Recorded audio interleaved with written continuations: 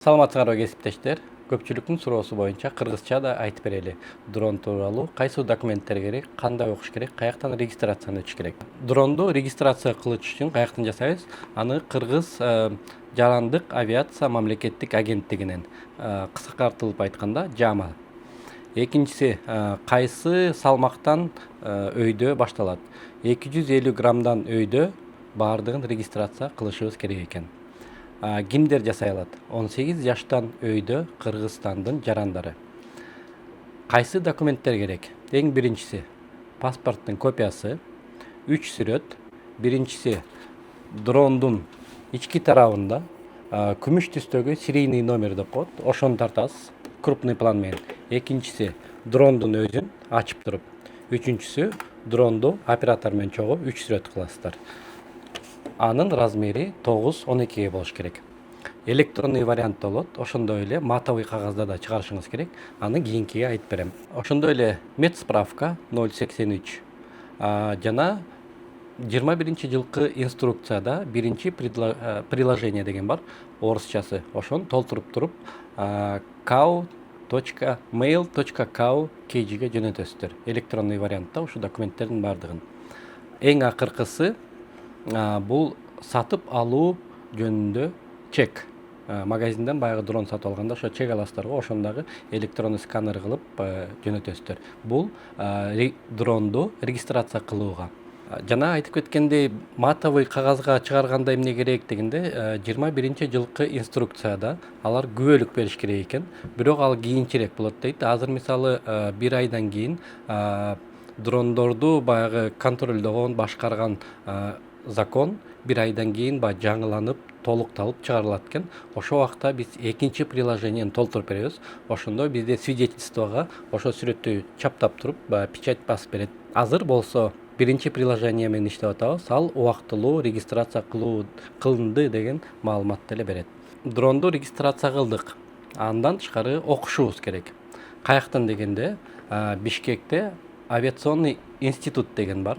Ошол жактан биз 2 жума окудук. Жалпысынан 1 жумага жакын теориялык сабактарды өттүк. Практика эң аягында компьютерный тестерный экзамен бердик. Тест түрүндө компьютерде экзамен бердик. Ага керектүү документтер. Биринчиси паспорттун копиясы, экинчиси справка 083 же 086, үчүнчүсү 11-класста аяктады деген аттестаттын копиясы же жогорку билимдин ээсинин дипломдун копиясы. Көп суроолор болгон, 9-класстын аттестаты менен окуса болобу деген. Азырынча жок, бирок бул суроону биз жөнөткөнбүз. Ишеничтебиз, баягы жакынкы убакытта чечип берет деп.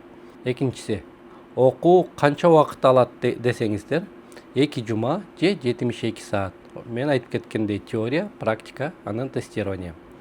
Төлөмү боюнча 12.800дөн 21.600ге чейин деп берилген. Биз 13 киши группада окуганбыз, 15.000ден төлөдүк. Эми баягы группадагы кишинин санына жараша төлөмдүн акысы бөлүнөт экен. Ар бирөөңүздөр, биз ар бирөөбүз 15.000ден төлөдүк, 13 киши. Окуунун тили боюнча орусча болду. Себеби бизге учуп жүргөн пилоттор сабак беришти. Караколго, Жалаба Тошко учкан пилот. Андан тышкары баягы практика жагынан берген дагы орус мугалим болду. Сабактын баардыгы орусча өттү. Кыргыз тилинде окуу өтүлөбү деген суроого азырынча жооп ала элекпиз. Балким келечекте же котормочу берет, же кыргызча мугалим табышат. Анда азырынча жооп ала элекпиз.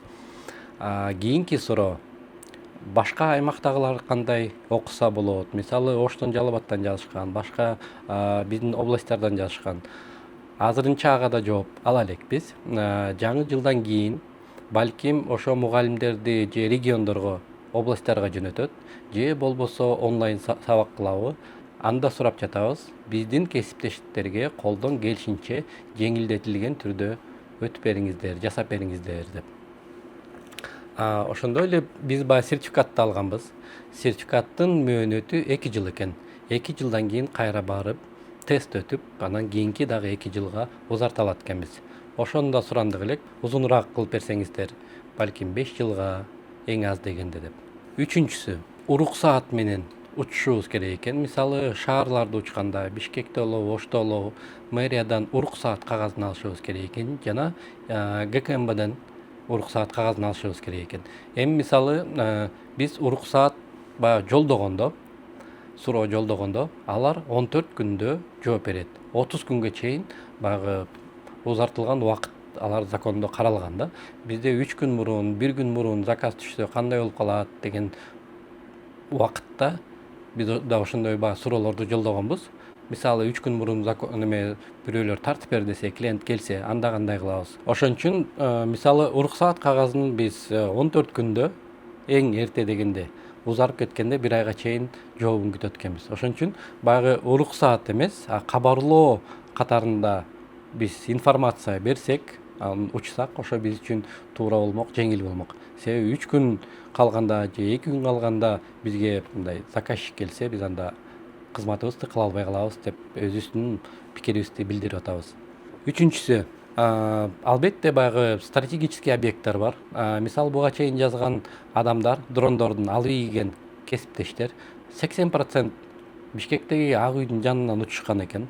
Ошондо баягы администрациянын күзөтчүлөрү, охранасы дейбизби, көрүп калып, келип кармап, анан 102-ге чалып, милиционерлерге өткөрүп берген экен.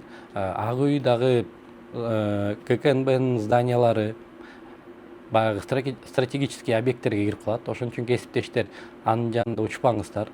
Жаңы алып аткан досторуңуздар, туугандарыңыздар болсо, айтып коюңуздар, стратегический жактардан учпасын. Себеби дронду алып коюу баягы риски бар да. Биздин баягы мен мурунку чыгарган видеодон кийин аябай көп адамдар чалышкан.